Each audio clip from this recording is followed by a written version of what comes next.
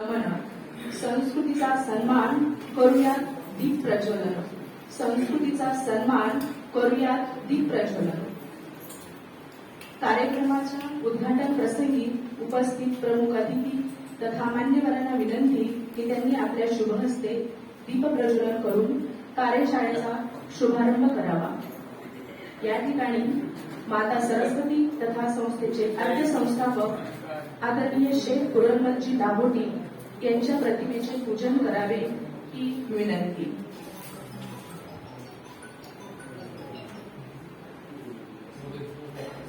एक दीप लावू असा आदर्शाचा घेऊ असा.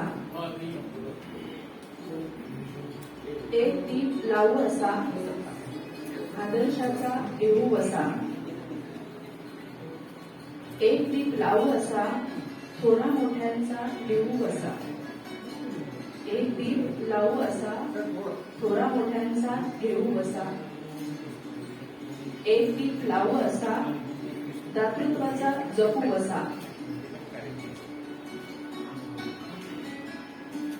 एक दीप लावू असा दातृत्वाचा जपू असा.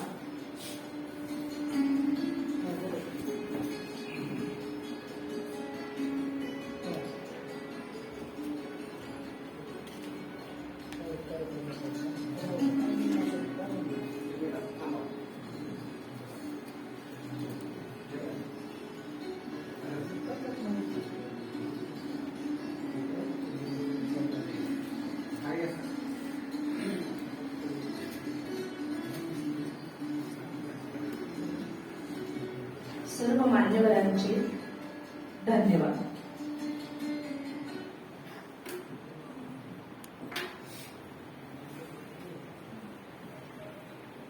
यानंतर होईल एक अतिशय सुंदर सामूहिक प्रार्थना. इतनी शक्ती हमें देना दाता, मन का विश्वास कमजोर होना. ही प्रार्थना सर्वांकडे फाईलमध्ये 3ऱ्या पेजवर दिलेली आहे. सर्वांनी समोर ठेवून सुरुवात करावी अशी मी सर्वांना विनंती करावी.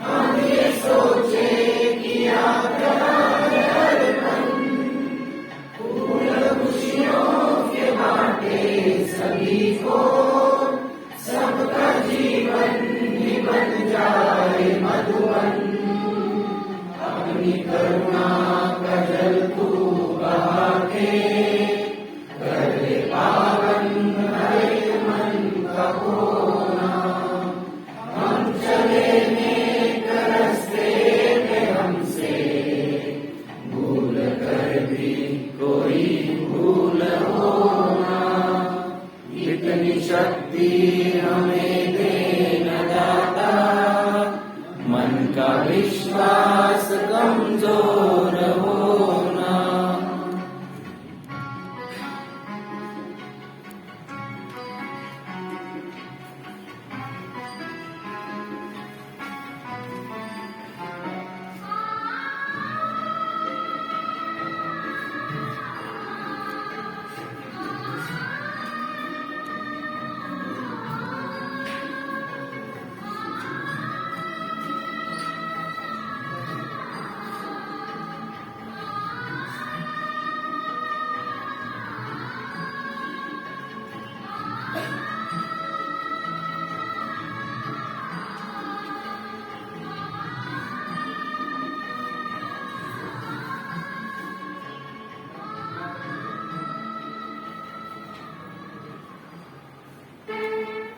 धन्यवाद सर्वांचे.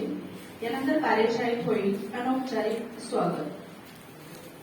आजच्या कार्यशाळेचे प्रमुख अतिथी श्री मारवाडी राजस्थान शिक्षण संस्थेचे सचिव श्री ॲडव्होकेट आशिषजी वाजपेयी यांचे स्वागत पुष्पगुच्छ देऊन करण्याची विनंती मी शाळेच्या मुख्याध्यापिका श्रुती शहा मॅडम यांना करते.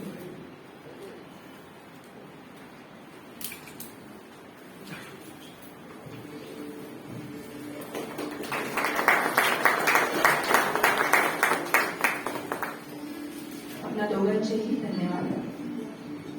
पहिल्या सत्राचे प्रमुख व्याख्याते शालेय समितीचे अध्यक्ष श्री लक्ष्मीकांतजी करवा यांचे स्वागत.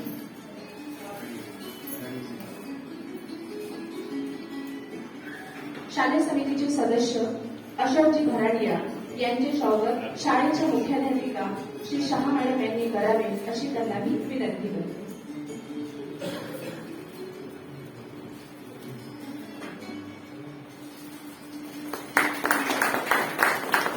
धन्यवाद. पहिल्या सत्राचे प्रमुख व्याख्याते शालेय समितीचे अध्यक्ष श्री लक्ष्मीकांतजी करवा यांचे स्वागत पुष्पगुच्छ, पुरणमतींची गाथा व भेटवस्तू देऊन संस्थेचे सचिव श्री आशिषजी वाजपेयी सर यांनी करावे अशी मी त्यांना विनंती करते.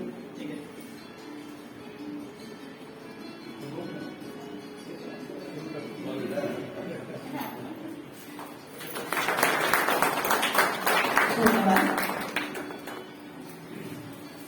दुसऱ्या सत्राचे व्याख्याते मानसोपचार तज्ञ श्री डॉक्टर मिलिंदजी पोदार यांचे स्वागत करण्याची विनंती मी श्री आशिषजी वाजपेयी सरांना करते.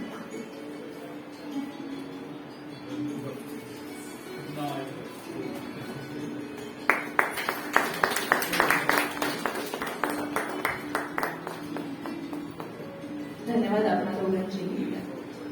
तिसऱ्या सत्राचे व्याख्याते श्री किरणजी भावटांकर भारतीय शिक्षण प्रसारक मंडळ विद्यासभेचे अध्यक्ष यांचे स्वागत पुष्पगुच्छ, पुरणमतींची गाथा भेटवस्तू देऊन करण्याची विनंती मी सचिव सरांना करते.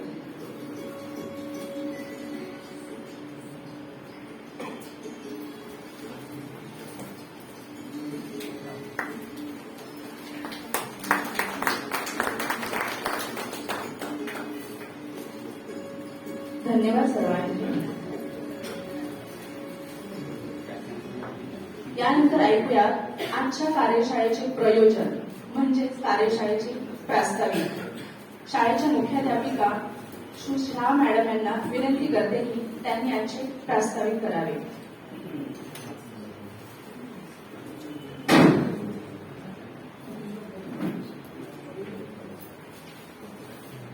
आजच्या या कार्यशाळेचे उद्घाटन प्रमुख अतिथी आपल्या शिक्षण संस्थेचे सचिव माननीय श्री ॲडव्होकेट आशिषजी वाजपेयी साहेब, आजच्या प्रथम सत्राचे व्याख्याते शालेय समिती अध्यक्ष आमचे मार्गदर्शक श्री लक्ष्मीकांतजी करवंजी, आजच्या द्वितीय सत्राचे व्याख्याते मानसोपचार तज्ञ डॉक्टर दिलीप पोद्दार सर आणि तिसऱ्या सत्राचे व्याख्याते भारतीय शिक्षण संघटना विद्यासभेचे अध्यक्ष माननीय श्री किरणजी भवनाळकर साहेब, उपमुख्याध्यापक तसेच विद्या शालेय समितीचे सदस्य किशोरजी मराठे साहेब, विद्यालयाचे उपमुख्याध्यापक श्री बंसर, चौथ्या सत्राचे आणि कार्यशाळेचे आयोजक नियोजक, शाळेचे पर्यवेक्षक श्री खरोसेकर सर, शिक्षक बंधू भगिनी, शिक्षकेतर कर्मचारी, आजची ही कार्यशाळा म्हणजे काळाची गरज आहे. जसे आपल्याकडे कार्यक्रमाची सुरुवात आपण दीप प्रज्वलनाने केली, म्हणजेच आपल्याकडे समई आहे, तेल आहे, वाती आहे, काडीची पेटी आहे, परंतु त्याला प्रज्वलित करणारे लागतात. त्याचप्रमाणे आजच्या या कार्यशाळेसाठी सुद्धा आपल्या शिक्षकांकडे आहे त्याला प्रज्वलित करणे. जसं हिऱ्याला आपण ज्याप्रमाणे चमकवतो त्याप्रमाणे आज आमच्या शिक्षकांना सुद्धा चमकवण्यासाठी आपल्याचे व्याख्याते आहेत. तर आमची ही शाळा स्थापना 1940 ची आहे आणि तेव्हापासून उत्तरोत्तर प्रगती होत आहे. जवळपास 95-96% पर्यंत आमचा हा रिझल्ट लागला होता 2015 पर्यंत. आणि त्यानंतर आमच्या शाळा समितीचे अध्यक्ष सर्वाजी यांनी 2015 मध्ये त्यांनी एक कल्पना सुचली आणि त्यांनी एक स्वप्न पाहिलं की 2021 पर्यंत या शाळेचे निकाल हा 10वीचा निकाल हा 100% लागावा. आणि त्यावेळेस बैठक घेऊन नियोजन केले आणि दरवर्षी त्याचा मागोवा घेत गेले. त्याचप्रमाणे नवनवीन संकल्पना सुद्धा त्यांच्या साकार झाल्या. जसे आमचे दीपस्तंभ हा त्यांच्या संकल्पनेतून एक नवीन उपक्रम हा 10वीच्या विद्यार्थ्यांसाठी होता आणि आजचे 10वीचे विद्यार्थी हे कालच्या 10वीचे विद्यार्थी जे आहेत ते टॉप 10 त्या विद्यार्थ्यांकडून मार्गदर्शन घेतील. म्हणजेच आपले जे सहमित्र असतात, शालेय मित्र असतात, त्यांच्याकडून जेव्हा आपण घेतो तेव्हा त्या विद्यार्थ्यांना जास्त समजतं अशी संकल्पना आणि त्याचा खूप फायदा झाला. आणि हळूहळू दरवर्षी असा मागोवा घेत घेत शेवटी 99 पॉइंट पर्यंत आमचा निकाल लागला आणि 2021 मध्ये सरांचं स्वप्न पूर्ण झालं आणि या 2021 मध्ये 100% हा निकाल आमचा लागला. तर अशा प्रकारे उपक्रम राबवत हे इथपर्यंत पोहोचलो. आता हे उपक्रम मागेपर्यंत जेव्हा कोविडची जेव्हा होती प्रादुर्भाव, याच्यामुळे मागच्या 20 महिन्यांपासून आपल्याला सतत लॉकडाऊन होतं. विद्यार्थी घरी बसून हे घेत होते, अध्यापन करत होते. आता शिक्षकांनी आणि विद्यार्थ्यांची ही मनस्थिती बदलली. आधी ऑफलाईन शाळा होती त्यावेळेस रेग्युलर चालू होतं, परंतु कोविडच्या प्रादुर्भावामुळे आता ही मनस्थिती बदलली, विद्यार्थ्यांची मनस्थिती बदलली, शिक्षकांची सुद्धा मनस्थिती बदलली. आणि विद्यार्थ्यांची मनस्थिती ही फक्त शिक्षकच जाणून घेतात, त्यांना समजू शकते. बाकी शिक्षकांची जी आहे ती मनस्थिती ही सुद्धा आपल्याला लक्षात घेणे गरजेचं आहे. कारण शिक्षक हा विद्यार्थी आणि विद्यालय यामधला दुवा आहे. जेव्हा शिक्षक हा धष्टपुष्ट होतो तरच विद्यार्थी आणि विद्यालय सुद्धा हे धष्ट होणार आहे. अशी एक संकल्पना असते की जेव्हा शिक्षकांना आम्ही पुष्ट करू, ज्ञानाने परिपूर्ण करू, त्यावेळेस त्याचा फायदा हा विद्यालय आणि संस्था याच्या प्रगतीमध्ये होत असतो. आणि म्हणून आजच्या पहिल्या सत्रामध्ये आपल्याला करवाजी हे संस्था आणि विद्यालय यांच्या प्रगतीमध्ये शिक्षकांची काय भूमिका आहे ही भूमिका स्पष्ट करणार आहे. त्यानंतर या कोरोना काळामध्ये या पुन्हा एकदा आपण ऑनलाईन कडून ऑफलाईन कडे वळत आहोत. मग यावेळी आपल्याला कोणती आव्हाने आहेत, त्यावर काय उपाय आहेत हे आपल्याला मानसोपचार तज्ञ हे डॉक्टर पोद्दार सर सांगणार आहेत. आणि त्यानंतर आपल्याला परिपूर्ण करण्यासाठी, ज्ञानाने परिपूर्ण करण्यासाठी हे राष्ट्रीय धोरण 2021 काय आहे याची पूर्ण माहिती हे डॉक्टर किरणजी भवतानकर साहेब सांगणार आहे. तर अशा प्रकारे आपण ही आजची कार्यशाळा आयोजित केलेली आहे आणि हे पूर्ण आपल्याला पूर्ण ऍक्टिव्ह राहून हे सगळं आपल्याला लक्षात घ्यायचं आहे. कारण आपल्याकडे फाईल आहे समोर, त्यानंतर आपण फीडबॅक फॉर्म सुद्धा भरणार आहोत. त्यामुळे आपल्याला दिवसभर आज एकदम कॉन्सन्ट्रेशनने हे कार्य करायचे आहे. कारण आपल्याला जे ज्ञान देणारे आहे ते ज्ञान आपल्याला पूर्णतः घ्यायचे आहे आणि आमचे शिक्षक या ज्ञानाचा पूर्ण उपयोग करतील विद्यार्थ्यांसाठी अशी मी म्हणते. जय हिंद. धन्यवाद मॅडम. आजच्या कार्यक्रमाचे प्रमुख अतिथी श्री ॲडव्होकेट आशिषजी वाजपेयी यांनी आम्हाला या कार्यशाळेत मार्गदर्शन करावे ही त्यांना विनंती.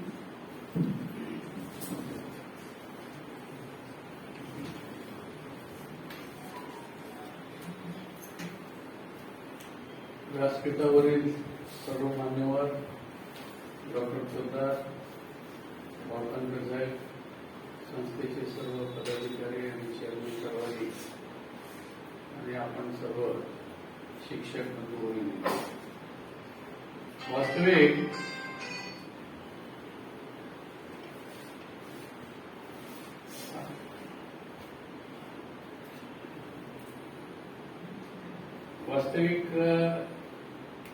खर तर आज मी या कार्यक्रमाला प्रमुख अतिथी म्हणून येण्यास नकार देतो. कारण मी जे काही बोलणार आहे इथं ते सगळं मॅडमना आधीच माहिती आहे आणि तुम्हालाही माहिती आहे, तुमच्यापैकी काही लोकांना माहिती आहे. ठीक आहे, मॅडमचं म्हणणं असं पडलं की काही लोकांना माहिती आहे, काही लोकांना अजून माहिती नाही. तर ज्यांना माहिती नाही हे फक्त त्यांच्यासाठी बोलतोय. कारण करवाजींची माझी याच्याबद्दल बरीच चर्चा झालेली आहे. काय झालेलं आहे, आपल्याकडे शिक्षणाचा फार मोठा भाव केलेला आहे आणि मी एक का सांगतोय की हे माझं मत नाही आहे. हे जे मत आहे ते जे माझे नातेवाईक बाहेरच्या देशात राहतात ते त्यांनी सांगितलं. आता माझा एक भाऊ ऑस्ट्रेलियाला आहे, मागे मी सांगितलं त्याच्याकडे आपल्याला एवढं नाही. त्याचा मुलगा आता 18 वर्षाचा झाला आणि 18 वर्षाचा झाल्यानंतर त्याला कुठंतरी काम हे करायलाच पाहिजे. Major, because as per Indian majority act one becomes major on attaining 18. तर त्यांच्या याच्यामध्ये काय आहे की तुला काम करायलाच पाहिजे. काम केल्यानंतर त्याला कळतं की 10 रुपये कमवायला किती कष्ट करावे लागतात आणि मग काम करत जा आणि तू शिकत जा. आपल्या इकडे काय आहे, बाप खर्च करत असतो, त्याला माहितच नसतो, त्याला स्कूटर लागते, मोटरसायकल लागते, मोबाईल लागतो ऍपलचा. तुझं तू करते ते काय. म्हणून तुम्ही पाहिलं असेल बरीचशी मुलं हॉटेलमध्ये काम करतात, वेटरचं, चांगल्या श्रीमंत घरची. माझ्याकडे माहिती आहे, आपले बारवाले म्हणून माहितीचे चेअरमन होते, म्हणजे ते आता नाही आहेत. आपल्याला जातोपर्यंत त्यांनी बरंच विवेकानंद मदत केली. त्यांचा नातू बँकेत काम करत होता 3 वर्ष HDFC बँकेत. करोडो रुपये त्याच्याकडे आहेत, पण त्यांनी 3 वर्ष त्या नातवाला तिथं हैदराबादच्या एका बँकेत काय. म्हणजे हे काय झालेलं आहे की आपल्याकडे ती कल्पनाच नाही. आपल्याला त्याला शिकवा आणि शिकायचं काय, शिकून काहीच शिकत नाही माणूस, पदव्या घेतो फक्त. हे माझं मत आहे आणि मी हे सिद्ध सुद्धा करू शकतो. कारण आमच्याकडे ट्रेनिंगला येतात. आता मी खेळामध्ये थोडीशी आहे. काय त्याची डिग्री MPEd काय येतंय, काहीच नाही. Master in physical education. तर मला माफ करा मी चुकत असेल तर, कारण शिक्षणामध्ये मी सगळ्यात ध विद्यार्थी होतो या शाळेचा आणि मी हे या सगळ्यांना माहिती आहे या ह्याच्यात. कारण मला तुम्ही इग्नाइट करायला त्यावेळेला मिळाले नाही. मी जे शिक्षण सुरू केलं ज्यावेळेला मी कायद्याला गेलो तिथून मी जे अभ्यास सुरू केला आणि मी नेहमी सांगत होतो तोपर्यंत आम्ही काही नाही, फक्त एन्जॉय करत होतो. पण त्या एन्जॉयमेंट मध्ये आम्ही एवढं शिकलो की जीवनाचा जो सार आहे तो तुम्हाला शिकायला, कारण 16 वर्षात ज्ञानेश्वरांनी काय ते माझं संपलं मग अवतार संपवला, ते तर ज्ञानेश्वर होते. आपल्याला काय गरज आहे 80-90 वर्षापर्यंत करायचं. या सर्व गोष्टी आपल्याला म्हणजे थोडं बदलता येईल काय आपण विचार करा, कारण आपण सगळे या क्षेत्रात आहे. म्हणून सुरुवातीला आता जसं मॅडमने खूप सुंदर सांगितलं की तुमच्यात आहे सगळं, पण त्याला काय करायचंय, त्याला पेटवायचंय. काय ते शब्द जो आहे मराठीत थोडस पैलू पाडा, त्याला हे करा. आता शिक्षकावर पैलू पाडण्यापेक्षा मला असं वाटतं विद्यार्थ्यावर तुम्ही पैलू पाडणं हे जास्त महत्वाचं आहे. कारण आज रिसिपिएंट तो आहे. आणि मग तुम्ही हे बघू नका की तू किती आहे. कारण मी काही लोकांचं ज्यावेळेला ऐकलं मला आश्चर्य वाटलं. तर म्हणलं आमचं हा सगळे हे ए मधले चांगले, बी मधले चांगले, सी मधले, डी मधले सगळे. मी म्हटलं विलासराव माझ्यासारखे सगळे हे सगळे जे पुढे गेले नाही म्हणजे आम्ही म्हणत नाही हे सगळे सी आणि डी मधलेच. विलासराव तर कुठल्या शाळेत होते काहीच नाही, ते सांगतात स्वतः आम्ही काय होतो. आणि ए मध्ये कुठे गेले, कुठेतरी जाऊन बसले. ते पॉलिसी ठरवत नाहीये, ते आपला पगार घेऊन बसतात. म्हणून माझं असं मत आहे की जे काही तुम्हाला करायचंय काहीतरी परिवर्तन करायला पाहिजे. त्याला त्या म्हणजे विद्यार्थ्याला पेटवा, त्याच्यात बुद्धीला पेटवा, त्याला काय कसं करता येईल. आता हे प्रत्येकाचं हे वेगवेगळं असतं. कुणाला कसं समजतं, कुणाला कसं समजतं, काय समजतं. त्यामुळं आपल्याला खूप चांगलं हे आहे. आणि दुसरी गोष्ट जी मला प्रकाशाने सांगायची वाटते की फॉर्मॅलिटीज आणि ह्याच्यामध्ये आपण खूप जातो. फॉर्मॅलिटीज काहीच नसायला पाहिजे हे माझं मत आहे. आपल्याकडे समारंभ प्रिय लोक आहोत आपण सगळे, पण गुणवत्तेमध्ये मागे. आणि ते जे बाहेरचे लोक आहेत सगळे ते काही समा. आता तुम्ही ऑलिम्पिकचा एखादा फेलिसिटेशन बघा, ऑलिम्पिकचा गोल्ड मेडल जिंकणारा त्याचं एका मिनिटात तिथं सगळं केलं जातं.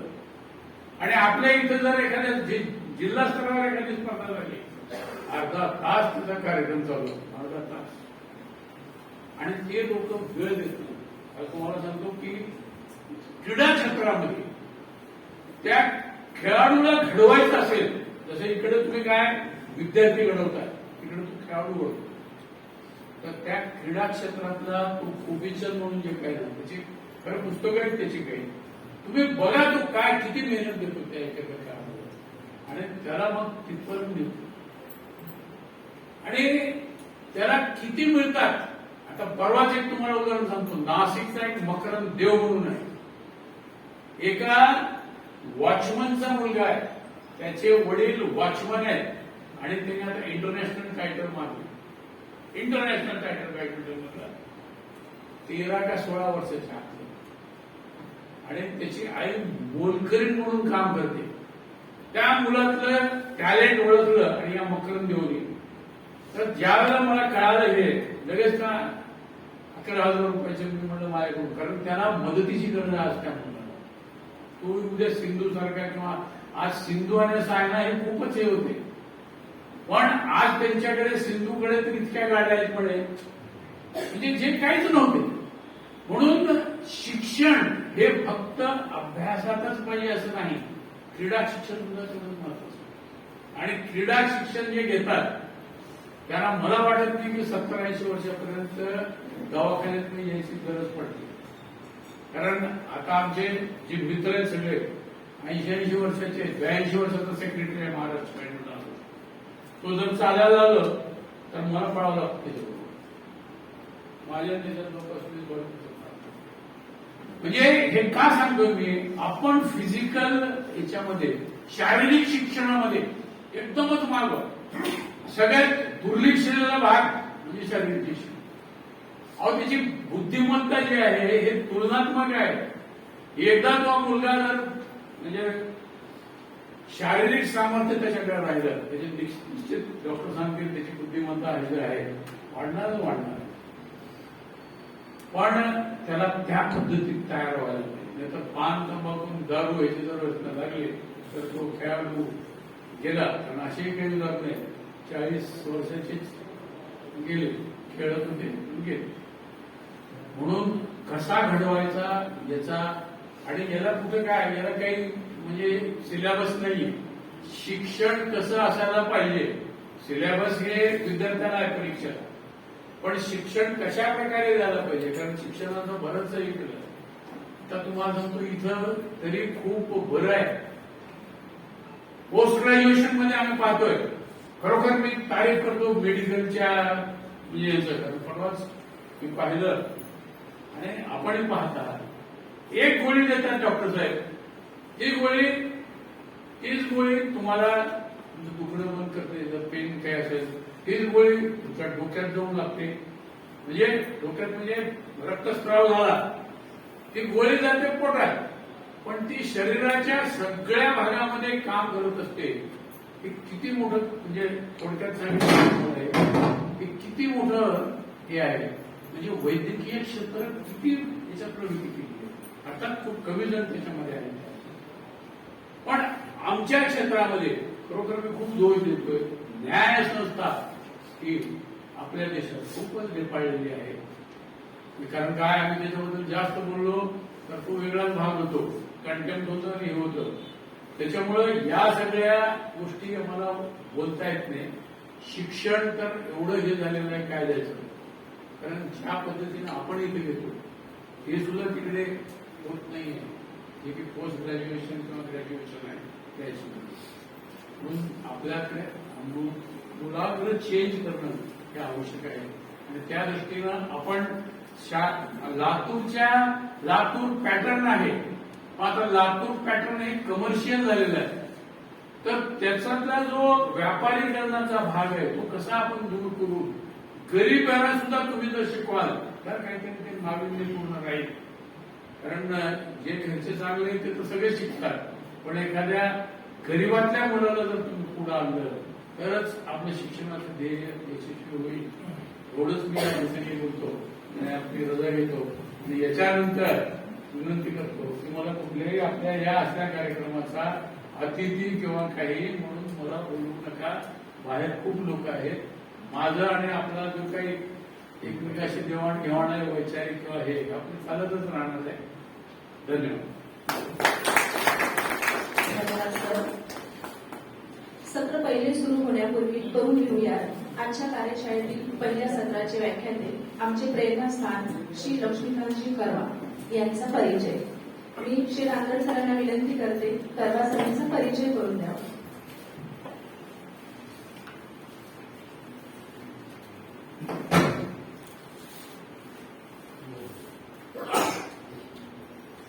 सन्माननीय मंच,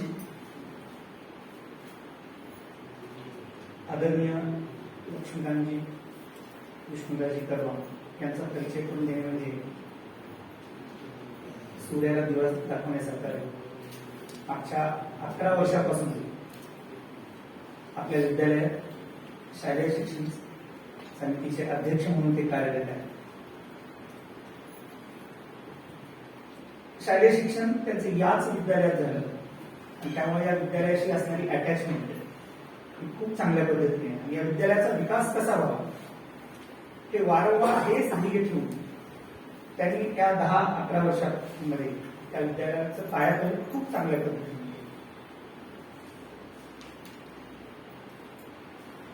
एक उत्तम मार्गदर्शन, एक उत्तम प्रेरणास्थान, एक उत्तम व्याख्याते अशी असलेली दरवाजी. जर मी म्हणेन की मी पाहिलेली दरवाजी हा विषय ठेवून जर कार्यशाळा ठेवली तर प्रत्येकाचा एक एक अनुभव या ठिकाणी खूप चांगल्या पद्धतीने. अनेक कार्य करत असताना उद्योग क्षेत्रातही त्यांनी खूप चांगल्या पद्धतीनं एक भरारी घेतली.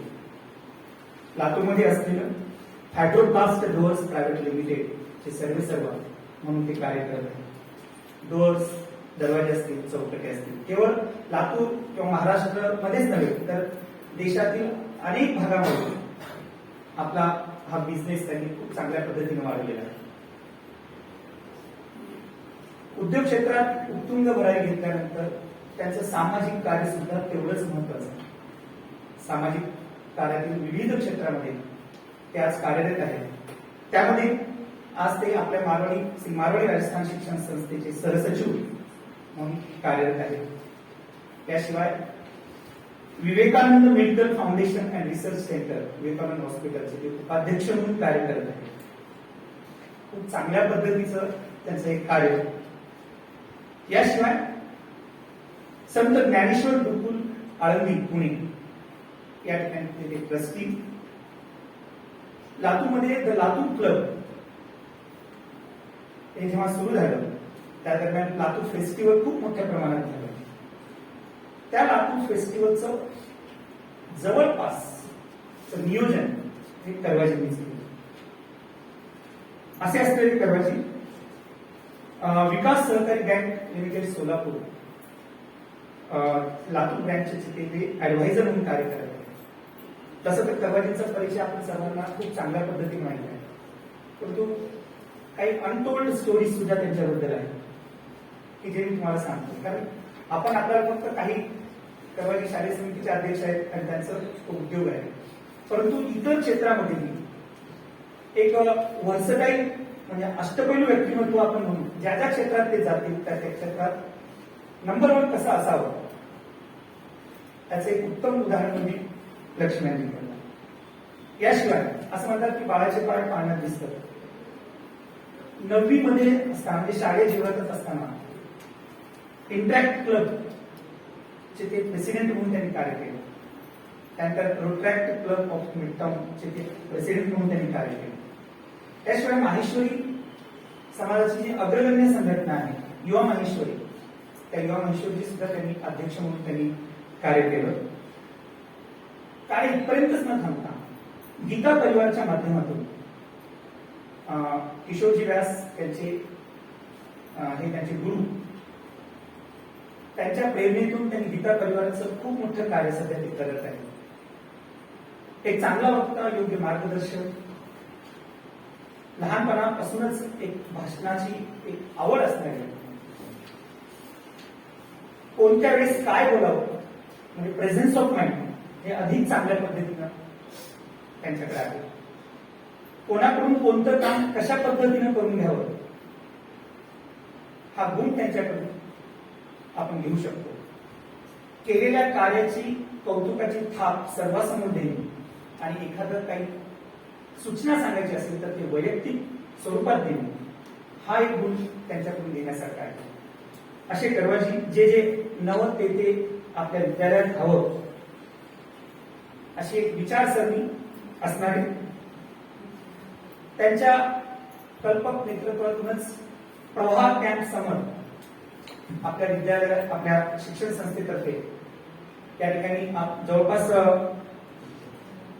त्या प्रवाह कॅम्पमध्ये 28 ऍक्टिव्हिटीज घेऊन एक नवीन कल्पना त्यांनी आपल्या या लातूर शहरामध्ये आणून दिली. आजची कार्यशाळा ही सुद्धा त्यांच्याच कल्पक नेतृत्वातून की शिक्षकांना कशा पद्धतीनं, कारण काही गोष्टी जर वारंवार सांगत राहिल्या तर त्या अधिक चांगल्या पद्धतीनं होतील. विद्यार्थ्यांचं कौतुक करावं. 10वी मध्ये विद्यार्थी जे मेरिटमध्ये आलेले आहेत त्यांचं मार्गदर्शन करावं या संदर्भात त्यांनी आमचे दीपस्तंभ नावाची संकल्पना त्यांनी ठेवली. जे विद्यार्थी मेरिटमध्ये होते त्यांचा अनुभव विद्यार्थ्यांना ऐकून दिला जेणेकरून सर्व विद्यार्थ्याकडूनच प्रेरणा मिळावी.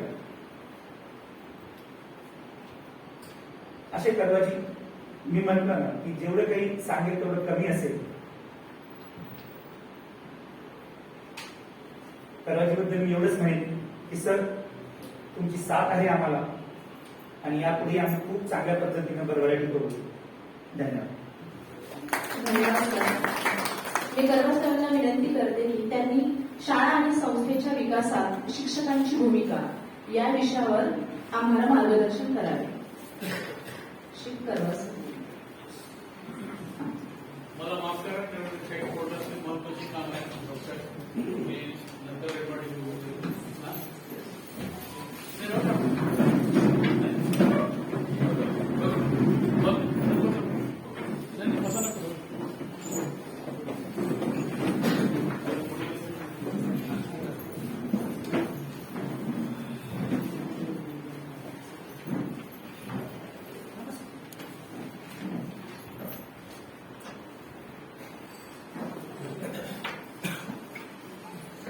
बाहेरचे शिक्षक